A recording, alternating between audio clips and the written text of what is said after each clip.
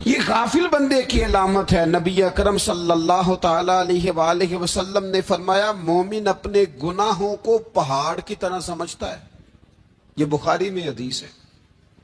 مومن پہاڑ کی طرح جانتا ہے اور وہ ڈرتا ہے کہ کہیں وہ پہاڑ اس کے اوپر گر نہ جائے، یعنی کہیں مجھے میرے گناہ کی سزا نہ مل جائے۔ چھوٹے گناہ کو بھی پہاڑ جانتا، یار مجھ سے غلطی ہو گئی، مجھے ٹھیک کر لینی چاہیے، مجھے معافی لے لینی چاہیے، مجھے توبہ کر لینی چاہیے۔ مومن اپنے اوپر گناہ کو پہاڑ کی جانب سمجھتا ہے۔ اور حضور علیہ الصلوۃ والسلام فرماتے ہیں کہ یہ جو فاسق اور فاجر ہوتا ہے نا، اللہ کا نافرمان، یہ گناہ کو مکھی کی طرح سمجھتا ہے۔ یہ سمجھتا ہے میں نے اشارہ کرنا ہے، مکھی نے اڑ جانا ہے۔ مومن کی علامت یہ ہے کہ وہ پہاڑ جانتا ہے، اگر غلطی ہو جائے تو پہاڑ۔ امام اعظم ابو حنیفہ رحمۃ اللہ علیہ گزر رہے تھے تو بارش ہو گئی تھی اور کوفہ میں کیچڑ تھا، تو آپ نے جو جوتے پہنے ہوئے تھے ان جوتوں سے چلتے ہوئے نا آپ کے پاؤں سے کچھ مٹی اڑی، تو سامنے ایک یہودی تھا، اب اس زمانے میں دیواریں کچی ہوتی تھی، اس کے دیوار پر جا کے وہ مٹی جو تھی وہ لگ گئی۔ اب امام صاحب بڑے پریشان ہوئے کہ میں نے اس کی دیوار کو آلودہ کر دیا۔ یہاں تو لوگ اپنی اینٹیں رکھتے رکھتے کئیوں کی دیواریں توڑ ہی دیتے ہیں، اور پھر وہ اس پر ماننے کو بھی تیار نہیں ہوتے، تسلیم کرنے کو بھی تیار نہیں ہوتے۔ وہ کہتے ہیں پھر کیا ہو گیا، اب ہمارا یہاں گھر ہے تو ہم نے ٹرالی منگوانی نہیں تھی، ہمارا حق بنتا تھا۔ امام صاحب کے پیروں سے ذرا کیچڑ اڑا، یہودی کی دیوار پہ لگا، اس کی کچی دیوار تھی۔ امام صاحب پریشان ہو گئے، سوچنے لگے کہ اگر میں دیوار سے یہ کیچڑ اتارتا نہیں تو یہ بھی زیادتی ہے، میں نے اس کی دیوار کو گدلا کر دیا، اور اگر میں اتارتا ہوں تو کچھ مٹی اس کی دیوار کی بھی اتر جائے گی، کچی دیوار ہے، یہ بھی زیادتی ہے۔ مومن گناہ کو پہاڑ کی طرح سمجھتا ہے کہ کہیں گر نہ جائے، اس کی بھی کہیں سزا نہ مل جائے۔ امام صاحب نے اس کے دروازے پہ دستک دی، وہ باہر آیا تو اتفاق سے وہ آپ کا مقروض بھی تھا، اس نے پیسے دینے تھے۔ باہر نکلتے ہی کہنے لگا اوہ آپ تو قرض لینے آ گئے، میرے پاس تو ابھی گنجائش نہیں ادا کرنے کی۔ تو امام صاحب کہنے لگے تو قرض چھوڑ، وہ میں نے معاف کیا، میرے سے ایک غلطی ہو گئی ہے۔ میں آ رہا تھا، لکڑی کے جوتے اس زمانے میں کھڑاؤں لوگوں نے پہنے ہوتے تھے، کہا وہ میرے پیروں سے ذرا کیچڑ اڑا ہے، تیری دیوار پہ لگ گیا ہے۔ اب میں بڑی دیر سے کھڑا سوچ رہا ہوں کہ اگر میں تیری دیوار صاف نہ کروں تو میں نے یہ میلی کر دی، گدلی کر دی، یہ بھی بات درست نہیں ہے، زیادتی، اور اگر میں اسے صاف کرتا ہوں کچی دیوار سے کچھ مٹی اتر جائے گی تو یہ بھی زیادتی ہے، اب تو بتا میں کیا کروں۔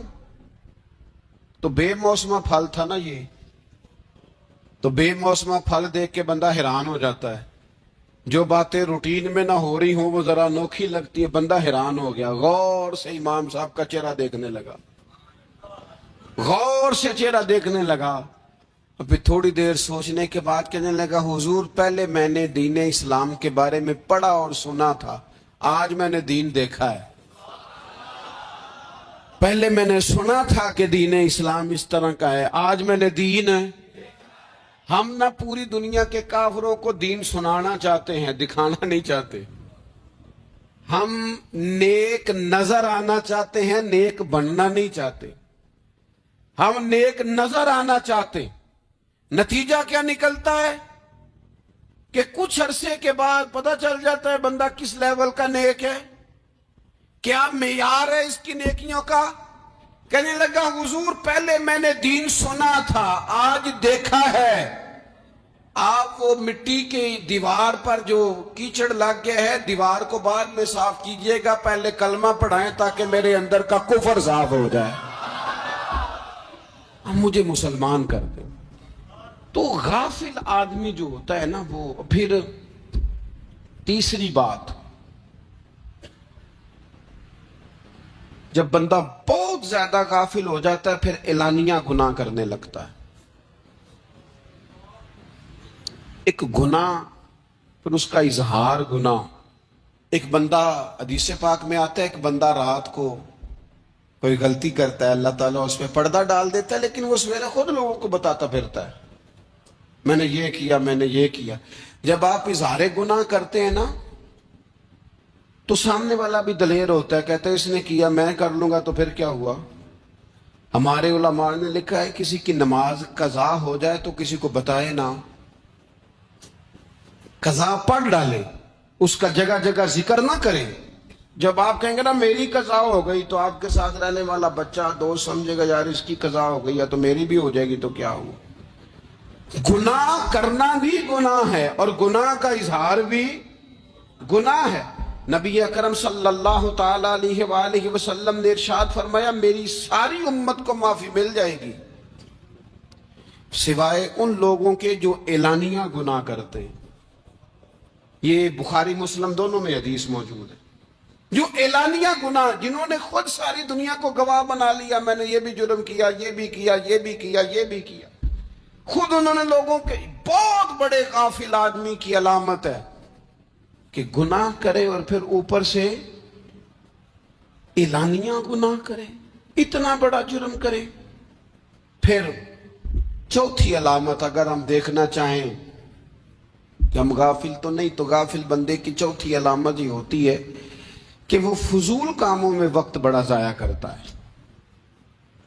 فضولیات میں ادھر بیٹھے ہیں ادھر بیٹھے ہیں، یہاں گپ شپ ہو رہی ہے، وہاں موبائل دیکھا جا رہا ہے، پھر کچھ ٹائم ملا ہے تو پھر کہیں دور دراز کسی ہوٹل پہ کھانا کھانے چلے گئے، پھر کچھ ٹائم ملا تو چلو نکلتے ہیں ذرا کوئی ہفتہ سیر کر آتے، یہاں گپ شپ ہے، فلاں کو ڈسکس کر لیتے ہیں، فلاں کے بارے میں بات کر لیتے ہیں، سیاسی تبصرے کر لیتے ہیں، یہ تھوڑی گفتگو ہو جاتی، چلے محلے داروں پہ تبصرہ شروع کرتے ہیں، کون روٹی زیادہ کھا رہا ہے اور کس کے پاس پیسے زیادہ آ گئے، چلو جا کے پتہ کرتے ہیں۔ حالانکہ یہ پتہ نہیں کرنا چاہیے تھا، پتہ تو اس کا کرنا چاہیے تھا جو بیچارہ کل سے بھوکا ہے، خبر تو اس کی رکھنی چاہیے تھی جس بیچارے کے گھر میں بچوں کے لیے پہننے کو کپڑے موجود نہیں ہیں، اس پر تبصرہ یہ کرتے ہیں کہ یہ محنت کیوں نہیں کرتے، اور اگر کسی پر اللہ عطا کر دے پھر حساب ضرور لگاتے ہیں کہ ذرا معلومات کرو یہ اتنی جلدی آگے کیسے نکل گئے۔ غافل بندے کی علامت ہے وقت کا ضائع کرنا اور فضول کاموں میں ضائع کرنا اور بلا وجہ ضائع، اور ایسے سوالات کرنا جن کی ضرورت ہی کوئی نہیں، بالکل ضرورت ہی نہیں، کوئی مطلب ہی نہیں، لیکن ہم لوگ وقت ضائع، یہ غفلت کی علامت، غفلت۔ اللہ والوں کی علامت کیا تھی؟ ایک بات انہوں نے زندگی میں لے لی، سیکھ لی، پھر ساری زندگی اسی پہ گزار دی۔ ان کا ارادہ تھا نا کشکول سیدھا کیا۔ کچھ لوگ ساری زندگی لیکچر قبول لے لے کے سن کے پھر بھی سمجھنے کو تیار، یہ غافل دل کی علامت ہے۔ اس لیے نبی پاک صلی اللہ تعالی علیہ وسلم نے فرمایا دو نعمتیں ایسی ہیں جن میں اکثر لوگ غفلت میں ہیں، ایک صحت اور دوسری فراغت۔